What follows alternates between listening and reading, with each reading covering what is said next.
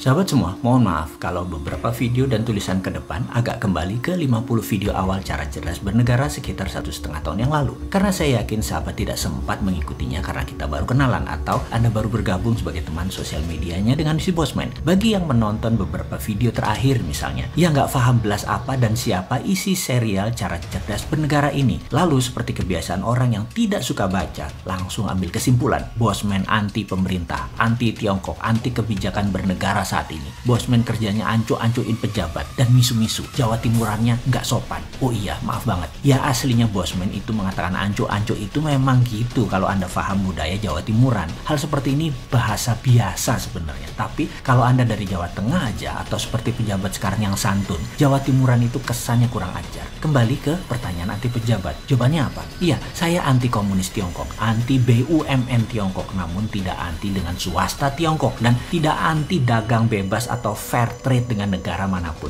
dan pastinya anti oligarki dan anti globalis cabal. Secara ekonomi saya pendukung UKM bottom of pyramid, anti negara berbisnis, anti BUMN di bawah kementerian. Kembali ke serial cara cerdas bernegara, maka ini semua adalah pelajaran Lemhanas dipopulerkan. Sahabat tidak perlu baca banyak buku atau ikut sekolah tersebut kalau memang belum mau jadi pejabat, namun memahami bela negara adalah hak setiap warga negara. Maka pelajaran awal dari pemahaman bela negara adalah memahami apa itu nation, apa itu negara. Ingat, negara bukan pemerintah. Negara NKRI itu bukan milik pejabat atau seenaknya mengelola negara atas nama pemerintahan yang memenangi pemilu. Negara punya rakyat Indonesia. Negara bukan punya pemerintahan yang 5 tahunan berganti mengelola. Kita semua tahu bangsa Indonesia lahir terlebih dahulu sebelum negara NKRI berdiri, yaitu ketika Sumpah Pemuda tahun 1928.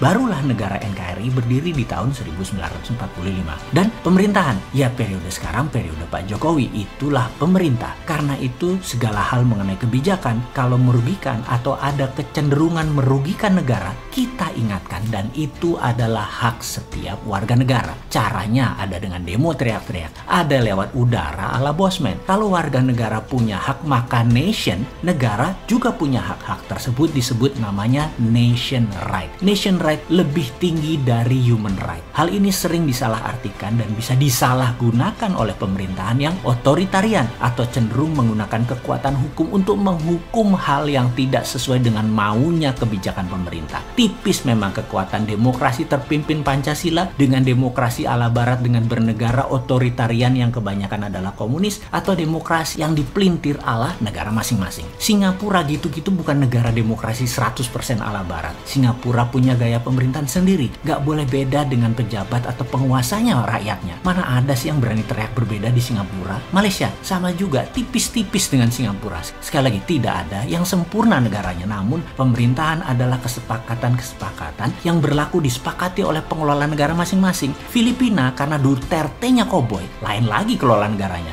Demokrasi ala Filipina ini seru. Apa-apa dibuat referendum. Misalnya Duterte tanya, narkoba boleh saya tembak di tempat nggak tuh? Referendum ternyata 80% setuju. Ya dia dor 15.000 orang lebih kasus narkoba. Dan bening sekarang tuh narkoba di Filipina. Apa itu melanggar HAM? Duterte bilang saya pegang mandat 80% suara referendum setuju. Sikat, mati aja loh kalau main-main dengan narkoba di Filipina. Negara komunis Vietnam, komunis Tiongkok, dan komunis Korea Utara. Beda lagi kelola negaranya. Namun cirinya satu, yaitu otoritarian. Saat ini entah bagaimana komunis di Indonesia pemahamannya tidak menakutkan lagi. Di sisi lain, komunis yang dipahami oposisi saat ini yang sering bengok-bengok di media dengan niat mendapatkan perhatian politik adalah masih komunisme ala Cold War, ala Perang Dingin. Jadi kasihan juga kalau banyak melihat mereka-mereka mendebatkan komunisme, apalagi pakai kata PKI. Komunisnya sudah mutan, ganti baju, dan lebih soft power. Pengkritik yang anti komunis masih lihat komunis seperti zaman Perang Dingin Soviet Amerika, pakai hard power. Beda pun, komunis sekarang soft, pakai merubah kebijakan negara yang mau ditarget atau pakai orang dalam